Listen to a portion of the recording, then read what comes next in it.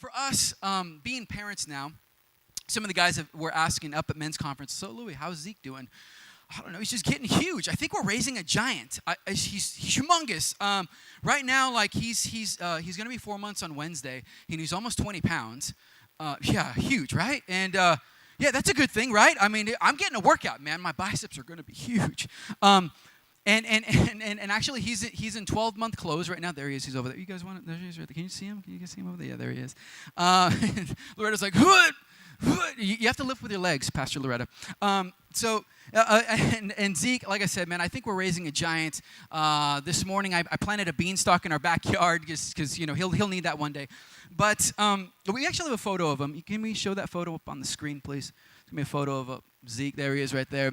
That's him wearing that little golfer's hat. Looks like Bagger Vance is what Kevin said. My brother captioned this. He said, when you feel like you're 40 and you're only 4 months old. That's it right there. So being a dad has changed my worldview. Like everything now is filtered through the eyes of a father, right? And what amazes me, we had one of our friends told us, her name is Wendy, and Wendy told me, she said, Louis, when you have a child, it's going to change the way that you look at God. And I thought, okay, that's cool. And I remember holding him, right? And I remember the day that he was born, I was holding him. And I remember saying this, like, I had him in my arms. He had just been extracted. I guess, I don't know. He had just been extracted, which is a crazy ordeal. I mean, C-sections are no joke, dude. I mean, any ladies that are in the house that have had a C-section, my hats go off to you. Guys, can we give it up for the ladies, man? That birth cannot be easy, man. I walked behind the veil going, oh my goodness, that was just nuts, man. All this, C-sections are crazy, dude. That's all I got to say, dude. I don't want to gross you out, but I was like, it terrified me. However, when I got to hold Zeke, hold him in my arms, I remember just telling him, I am so proud of you. I'm so proud of you. It took us 10 years to finally meet you. And here you are. I'm proud of you for sticking it out the entire journey. And I remember thanking God in that moment. But I remember thinking later. I thought about later, man, and I thought about the day and how it just flew by. And it was like this excitement. Courage has the ability to take your fear into excitement, right? And there's certain moments in your life that you're going to feel fear, but when the Spirit of God steps in and you're filled with courage, fear turns into excitement, right? And I remember that day being so afraid and finally getting to hold him and saying, I'm so proud of you. Days later, I thought back on that conversation that I had with my son. And I remember thinking, well, rationally, right? Like with my head, I'm thinking, it's funny that I was saying that I'm so proud of him. His accomplishments, are to most people, they would seem kind of small. Like, well, he didn't deliver himself out of the womb. What are you really proud of him? But that's the thing. I'm proud that he's my son. And what's amazing about God, for a lot of us, man, we think, God's upset with me and God, how can God ever love me? No, you don't understand this. God is proud. God loves you as his son and as his daughter. So if you're dealing with, as Pastor Dave was saying, the father wound, like not having that relationship with mom and dad that you did, or maybe your kids are going out there, man, let me tell you something. God loves you the way that you are, but he loves you enough to not leave you the way that you are. He's going to help you grow into the person, the man, the woman that you were meant to be, right? It's good stuff, man. God's perspective is so much bigger than ours. So what I like to do, man, what we're going to do today is we're going to go into Paul's story and Paul's problem, right? And currently Paul, we're going to catch up to Paul in the book of Acts, chapter 27. And currently, right now, Paul is a prisoner on a ship. He's a prisoner because he was sharing the gospel and talking about Jesus, and that was illegal as it is. It seems like it's illegal now. I mean, not just in foreign countries, but even in the States, man. I don't know, dude. But it's Paul was in prison for that, for sharing the gospel, sharing his faith. And he was on a ship with 275 other inmates. They're on their way to Rome, and he's supposed to stand before Caesar. So this is where Paul's at, man. The ship ends up hitting a storm. Paul tried to get him to go a different direction. They didn't listen. Here they are. They're stuck in a storm. Their lives are at stake here. They're afraid they're going to be pushed up against the rocks. Like, it looks bad. However you look at it, it looks bad. So Paul steps up to the mic, and he begins to share this. In 27, verse 22, and we're going to read some scripture today. Here we go. But now I urge you, keep up your courage. Everyone, do me a favor. Nudge two people and tell them, keep up your courage. Keep up your courage. Keep up your courage, right? But Paul is saying, but now I urge you, keep up your courage, because not one of you will be lost. Again, everyone's terrified that they're going to go down with the ship, right? Keep up your courage, because not one of you will be lost. Only the ship will be destroyed. Okay, so Paul is saying, so I got good news and I got bad news, right? The good news is you're going to survive. You're going to make it. The bad news is, the seat that you're sitting, it's going to be sitting on the bottom of the ocean here in a couple hours. Wait, hold on. What? So we're going to be fine, but we're sitting on the Titanic. Like, that doesn't make any sense.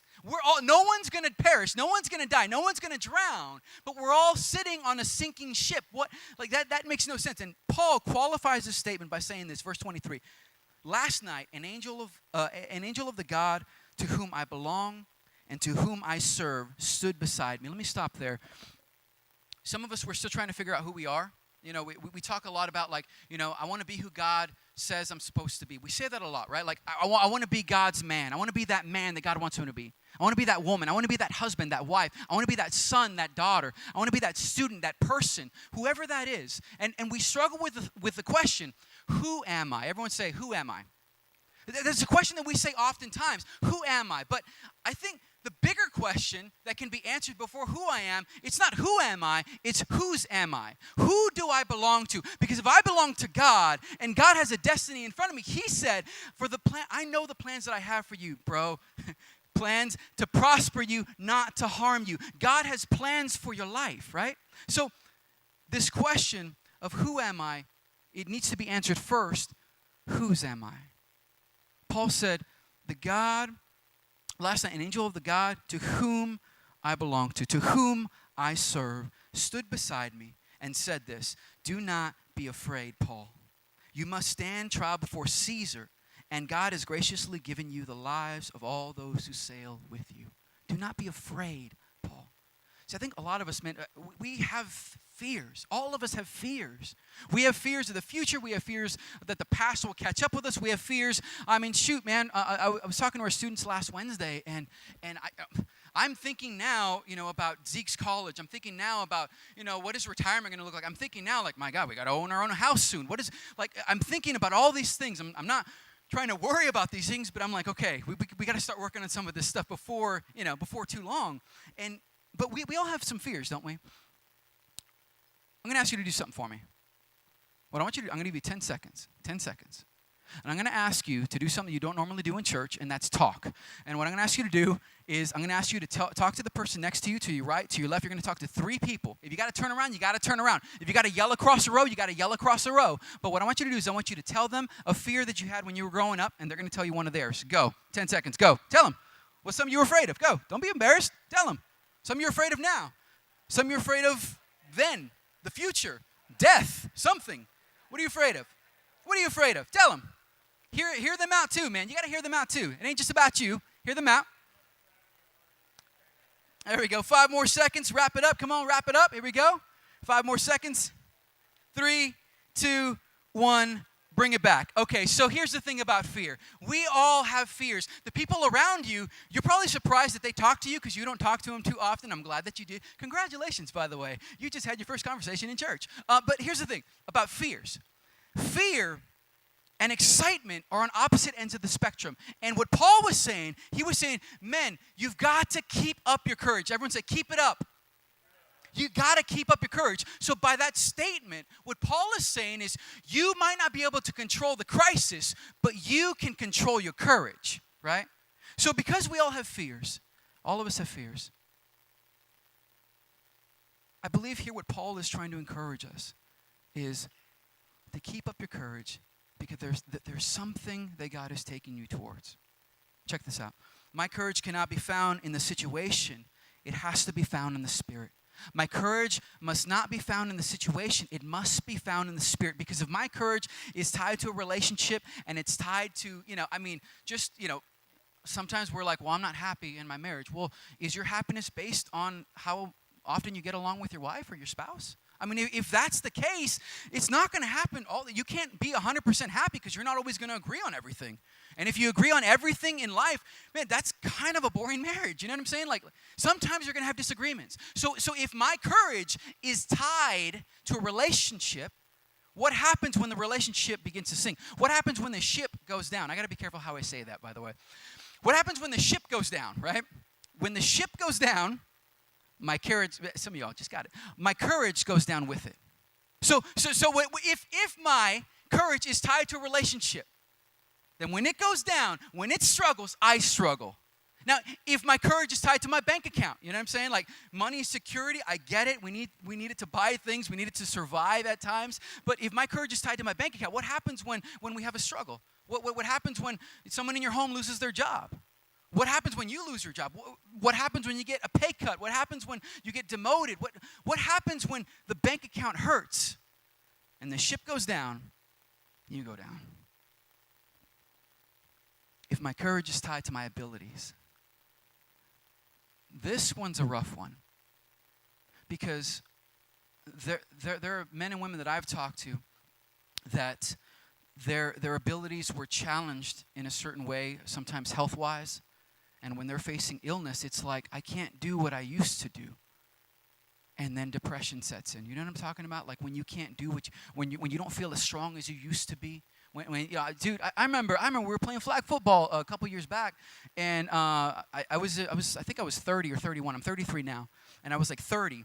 And I remember, like some of the guys are stretching. I'm like, what are you doing, man? You look ridiculous. What are you doing? Like, this isn't a professional sport. Like, we're out here playing flag football. I mean, how much do you absolutely have to stretch? Seriously, right? And so I'm making fun of the guys, and sure enough, man, you know where the story's going, right? I'm like, ready, hut, and I took off. I'm like, my ankle just like blew out. It hurt so bad. And the guys are like, what happened, Lou? You didn't stretch, did you? I'm like, no, I didn't, you idiot. But here's the thing. See, when your abilities are challenged and your courage is tied to your abilities, what happens when you can't cope with pain? What happens when somebody walks out on you? What happens when somebody or something is taken away from you? And all of a sudden, you know how this goes. We say this. I've said this several occasions. I can't fix this. I can't. And man, because my courage was based on my abilities, and my abilities went down because I couldn't fix the problem, you know what happens? My courage sinks with it. It goes down with the ship. So Paul was saying, he's like, guys, men, keep up your courage. It cannot be found in the situation. It's got to be found in the Spirit of God. It has to be. Because again, God has a higher perspective. His word says, my thoughts are higher than your thoughts. My ways are higher than your ways. Check this out. We're going to continue. Check this out. This is in verse 25. They're going to put it up on the screen for you. Verse 25. So keep up your courage, man. Paul says it again because it's that important. For I have faith in God that it will happen just as he told me. I have faith in God that what? It will happen. Let's try it again. I have faith in God that what? It will happen. One more time. I have faith in God that what? It will happen just as he told me. Right? So Paul is saying, dude, I mean, yeah, life is crazy, but you know what? My faith, my courage isn't in the ship. It's not in my stuff. I have faith, I have courage that it will happen just as he told me. But here's the part that I appreciate. Verse 26, nevertheless, we must run aground on some island. Okay. So on one hand, you have Paul saying, we've got to have our faith, man. Our faith is in God, right? And what he said. The second part of what Paul said was, we also have to get to that island. Basically saying, we can't stay out here in the water. We've got to do something. I applaud you parents, man, because being student pastors, we talk to a lot of parents, and parents will do everything they possibly can to try to get their kids on the right course, man. I applaud parents that really take some measures trying to get their students back in line, man, because sometimes some parents, and y'all know some parents like this, you know people like this. Some of y'all maybe have had parents like this, or you have parents like this, where they're just like, the problem will take care of itself. You know, they just kind of let it go. They don't say anything. You know, they'll learn one day. Doesn't mean that they won't learn, because they will. But God has placed you there to lead your family. Does this make sense to you? See, here's the thing. So in this case, Paul is saying, man, I trust that it's going to happen just the way that he said. However, we've got to get to the island. Basically, what I'm saying is you have to move towards your miracle. You cannot stay here and say, God, can the miracle come to me? No, you've got to move towards your miracle. Check this out, man. Zacchaeus in the Bible, short little dude, climbed a tree, trying to find Jesus. He sees him, he spots him. They have this encounter. Jesus walks up to the tree and he says, Zacchaeus, come down from the tree. Let's talk. I want to go have dinner at your house with your family. Jesus was saying, move towards your miracle, right? See, Jesus in the Bible, when he was talking to the woman at the well, she had been married 5 times. Some of us, we're not that great at relationships. She sure as heck wasn't. She picked all the wrong guys. Maybe she had stuff that she was dealing with from her childhood, whatever. I don't know. But whatever the case is, she was at a distance, and Jesus said, you know what? Come closer to me. Come closer to me. What you're looking for is living water. You're not going to find it at this well. So he has her move towards her miracle.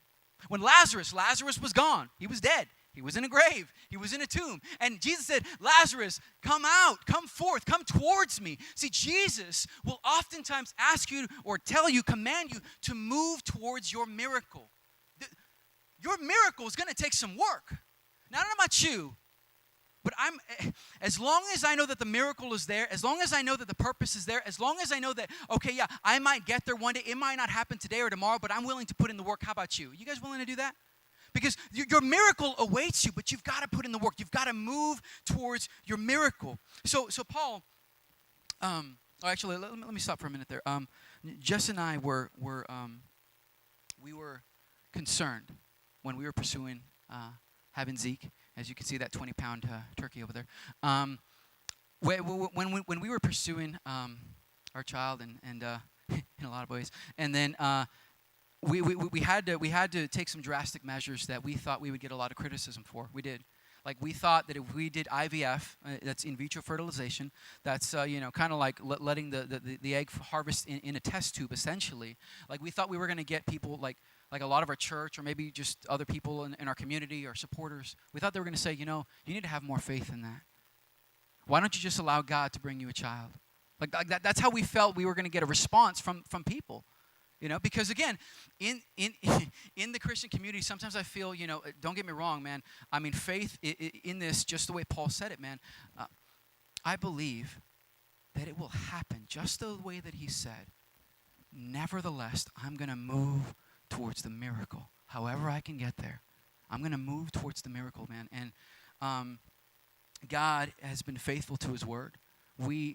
I've shared this with some of you before, man. I wasn't sure. For a while, after 10 years of practicing, trying, praying, asking, what the heck, God, what? Let's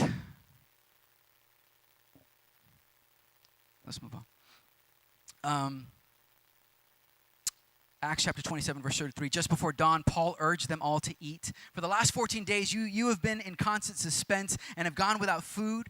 You haven't eaten anything. Man, how many times have we gone without food because we were so stressed out? You know what I'm saying? You just weren't hungry, or something happened in your life. You just didn't want to eat anymore. So these people hadn't eaten for 14 days. And in verse 34, now I urge you, take up some food. You need it to survive.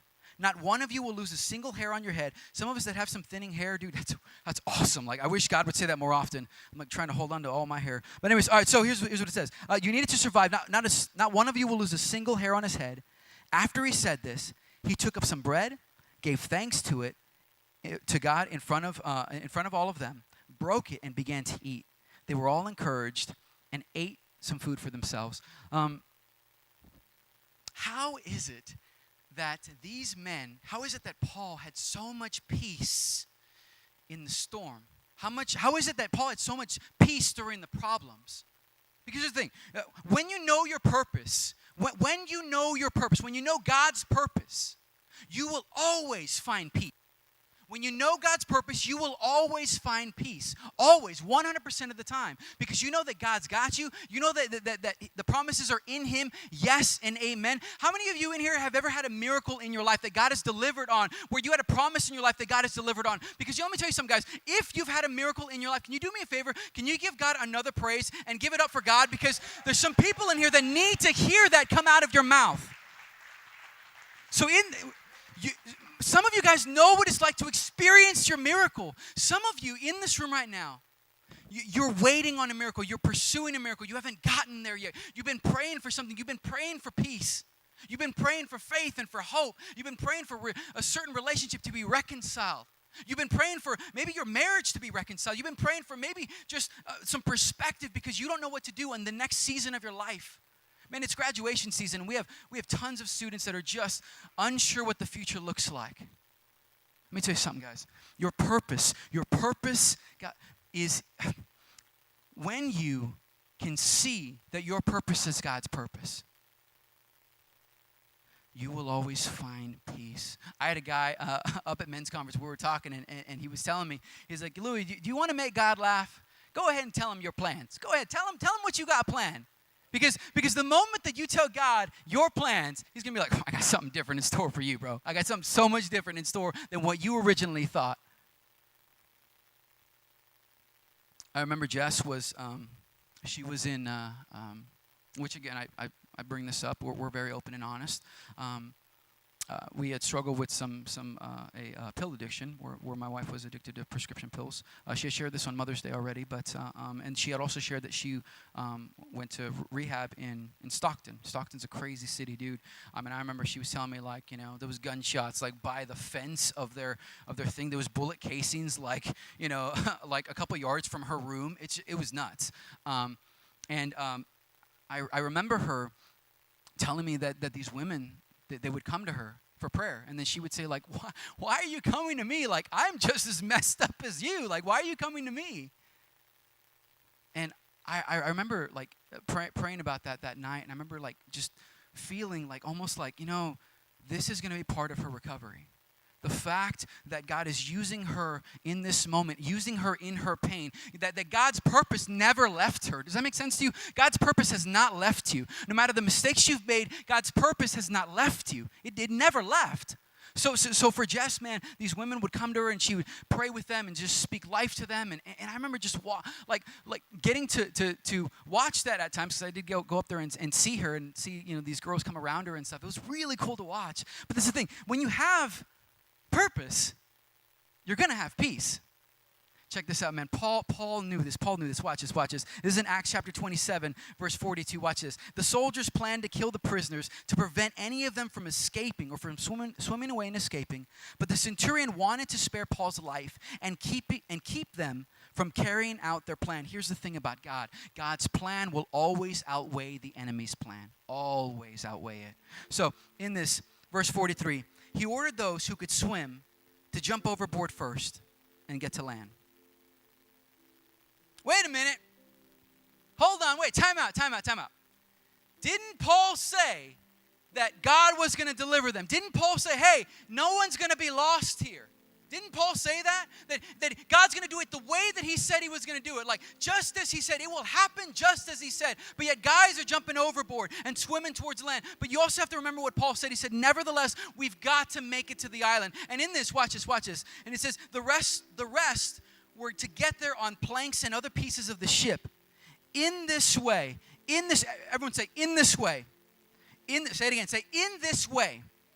In this way, everyone reached land safely. See, here's the thing. You are going to prevail. Do me a favor, touch two people and say, you will prevail. Touch two people, say, you will prevail. You will prevail. You will prevail. You are going to prevail, but it might not be the way that you had planned.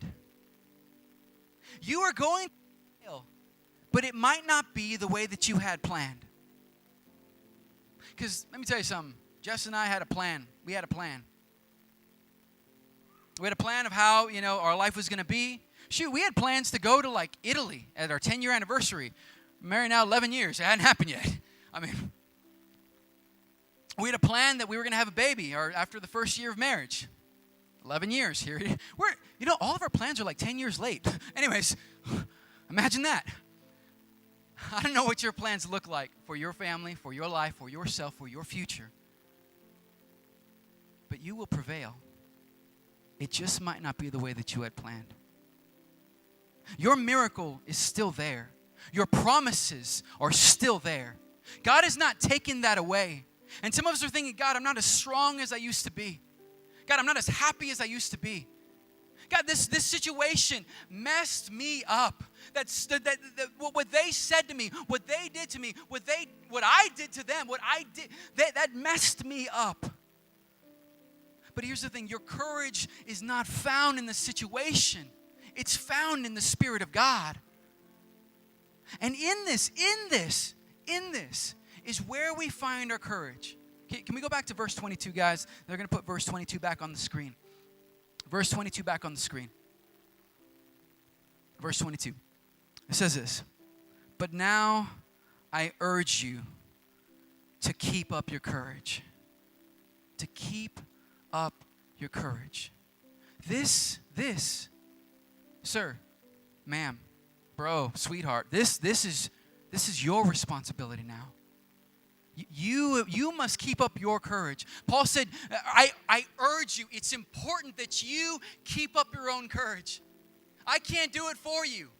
Man, sometimes we show up at church, man, and we're hoping that Pastor Dave will just give that courage to you, and we walk away with it. And I get it, man. We're here. We're being fed. Because some of us, dude, we're in a storm, and we haven't been at church in a while. Number one, welcome home. Okay, I want to say that. If you haven't been here in a while, welcome home. If you've only been here for a couple weeks, welcome home. Yeah, give it up. Welcome home. I'm glad that you're back. I'm glad that you're here. Because the way Paul encouraged the men, hey, we got to eat. You got to get some food in you. You got to get that. And that's what we're doing here. Man, we're getting some food from the Spirit of God. Because man does not live by bread alone, but by every word that proceeds from the mouth of God. So while we keep up our courage, is this. I believe that it will happen just the way that he told me. I believe that it will happen. You know, who cares what they say about what you believe? Who cares? Who cares if they say, why do you believe in that stuff, man? I believe. See, I believe that God is wanting to elevate your perspective. You know? I believe God is wanting to elevate that faith because his thoughts are not your thoughts. And the way that you think, well, they're not going to like me, they're not going to accept me, man. Don't rely on your own understanding.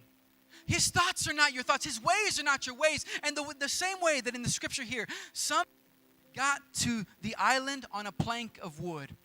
You might have started off with a plan, and the plan fell apart.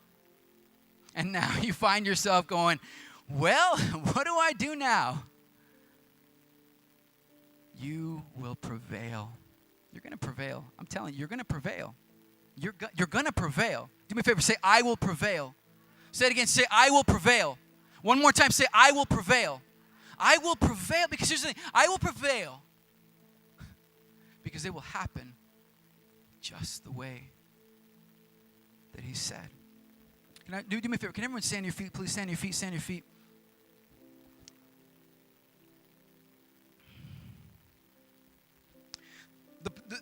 The problem that we face oftentimes when it comes to discouragement, when it comes to not having that courage, or maybe for some of us that the faith that we feel we should have, is that we are married to our plans instead of God's purpose. We're married to our plans instead of God's purpose. I get that. I get it. That's why we were discouraged when we didn't have a baby that first year. That's why we were discouraged. I mean, we weren't heartbroken that we didn't go to Italy. I mean, that didn't break our hearts. But we had plans.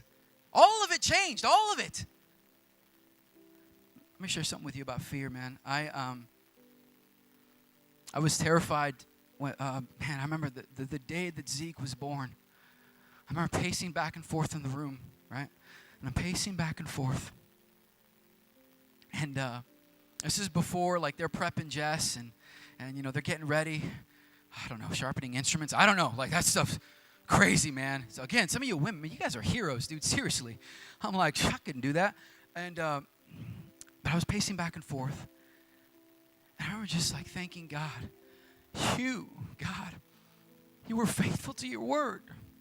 Now granted, it took 10 years to get here, but that was based off of my plans. God's purpose was that we would become parents. That was his purpose. See, here's the thing. We've got to be married to his purpose, not our plans. Because when you're married to his purpose and when your plan unravels, guess what? You grab a hold of a new plan. And you allow God to mold you and shape you and let him show you it's going to happen the way that I said. You just got to stick it out. So in those moments, man, when you're facing a storm or a challenge, or you don't know what you're going to do, or you don't know what you're going to say, or you don't know how they're going to respond, what we do instead is we say, God, it's going to happen the way that you said it would. And I remember asking the nurse, I was like, so, she was like, you're going to get to hold him. Like we have to do chest to chest. And mom can't do it because she's, like under the knife. But you're going to put him on your chest. You're going to take off your shirt and put him on your chest. I'm like, is everyone going to see like my jelly rolls or what? Like, is that, like, I'm thinking like, I got to flex this a little, like, I really don't look this bad. But no, I'm just kidding. But anyways, I remember thinking like, all right, so that's cool. So, and I remember asking these questions like, well, is he going to cry? And she's like, he's supposed to cry. He's a baby. I'm like, okay, well, I don't know. I mean, I felt like Joe Dirt. I don't know if you ever saw Joe Dirt when he's on the oil rig and the oil's getting everywhere and he goes, I'm new, I don't know what to do. That was me, man. Like, I don't know what to do, man. I have no idea. You know what I'm saying? Some of y'all know what I'm talking about. Like when you face those challenges, and maybe it wasn't parenting, maybe it was something else, maybe it was marriage, maybe it was reconciling with something or somebody or chasing a dream, but I don't know what I'm doing. I remember asking all these questions, and she's like, no, he's supposed to cry. And then oh man, I remember this. She was like, when you hold him, he's crying. He's kind of getting that stuff out. He can't keep that fluid in there. It's going to come out. I'm like, well, that's good. So is it going to go all over me? She's like, does it matter? I'm like, I don't know what to ask. So anyways, I really didn't know what I was doing. So I'm like, all right, cool. So, man, okay, that was earlier. Now I'm pacing. They're getting Jess ready. I'm pacing back and forth. They call me into the room. I go into the room, and I sit next to Jess, and I'm looking at her, and she's looking at me, and, like, we're both scared, man. We're both terrified because we're like, this is the moment that we've been waiting for. And you know what? A little part of me, like, dude, the enemy wants to sneak in that doubt. The enemy, in that last moment, the enemy wants to say something like, whisper, like, what if something goes wrong? It's like, you know what? Shut up, man. God has brought us too far now to let us sink now. You know what I'm talking about? So we were there, and the procedure went wonderful, and we heard him cry, and that just, melted our hearts. We were both in tears, and I remember getting to hold him, and I remember the nurse had said this earlier. She had said, when you hold him, his heart's beating just like crazy, and his heart's gonna sync with yours. And as you breathe, his breathing is gonna be crazy because this is a whole new environment, a whole new world, and his breathing is gonna sync with yours. And I remember that just the thought alone, man, changed my perspective on God. When I come close to the Father, when I come close to my Heavenly Father, my heart, it might be racing, man, but my heart will sync with His. When I come close to the Father, my breathing will sync with His. And I remember holding Zeke for the first time, and he's crying, and I just remember saying, it's all right, it's all right. And I remember saying, I thank God out loud. I was like, God, thank you. And then I looked at him, and I said, I'm so proud of you, buddy. I'm so proud of you. Later on, I thought about that statement, and I thought, man, logically, like, what did he do that made me so proud? Logically. Again, I know there's a lot of things that he did 10 years. But okay, logically thinking, what did he do? What were his accomplishments thus far? Well, there wasn't a whole lot. Now, granted, he made it 10 years. Dude, yes, that's a big accomplishment. But logically, for most people, he hasn't lived a whole lot. He was alive born here on planet Earth, out of the womb for like 14 minutes. And I thought, why was I so proud? You know why? Because that's my son. That's my son. You know, the amazing thing about God the Father, it doesn't matter what you've done. It doesn't matter where you've been. It doesn't matter where you've come from. It doesn't even matter where you are, what mess you've gotten yourself into. He loves you the way that you are. And you're like, God, but I haven't done enough to earn your love. It's not about doing. We got to get that out of our heads. Christianity is not doing. Christianity is not the do's or the don't do's. Do this, don't do that, do this, don't do that. Christianity is simply one word. Not do, not don't. It's done. It's already been done. The price has been paid. Your salvation is secure. The fact that God's love is secure for you, it's done. Listen, I want to read this last thing to you. It says this in Psalm 119:50. My comfort in my suffering is this. My comfort in my suffering. Maybe you're in a suffering right now. Maybe you just got out of one. Maybe you're headed into one and you could see it coming. That sucks, man. When you can see the storm coming, you know what I'm saying? Conversation you have to have. You know, somebody that you have to see again, you haven't seen in a while. You know what I'm saying? Oh man, I just want to punch them in the face. Whatever it might be, you know, it's coming, man. You see the storm coming. The ship is about to go down. My comfort in my suffering is this. Your promise preserves my life. Your promises preserve my life. So what am I saying? Keep up your courage. Keep up His promises, man. His promises, His purpose will always give you peace in the storm. Always give you peace in the problems. Always give you peace in the place where you don't want to be. He'll always give you peace. You just got to remember the promise. You just got to remember the purpose. You just got to know that God is taking you somewhere. God didn't leave Paul on the ship, man, but God took him exactly where he was supposed to be, and that was to Rome. He said, I'm going to take you to Rome. I brought you too far to let you sink here, and that's the same for you. So hold on to the promise. Hold on to the miracle. Hold on to the fact that peace is coming to your house. Hold on to the fact that your family's going to be reunited again. Hold on to the fact that healing is coming. Hold on to that, because it will happen just as He said. Just as He said. It might not be in my plans. My plans might unravel, but His promises, man, they're going to preserve me till I get there. Till I get there.